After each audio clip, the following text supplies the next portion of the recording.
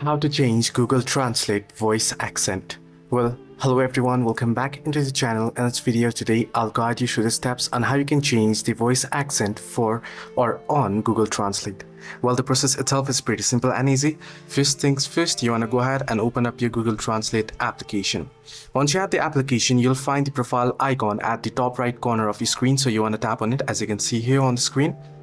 Once you tap on it, this pop-up will appear. Now on the pop-up, you can see various options, and among it is the settings option.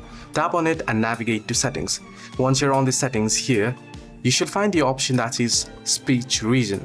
Now you'll have to remember that there is no any direct voice changer or voice accent change option within the application or on Google Translate. So what you'll have to do is you'll have to change the speech region, and once you change the region, the voice will be changed as well. So this is the only way that you can change the voice accent in Google Translate. Hope this video helped you. Do like and subscribe as well.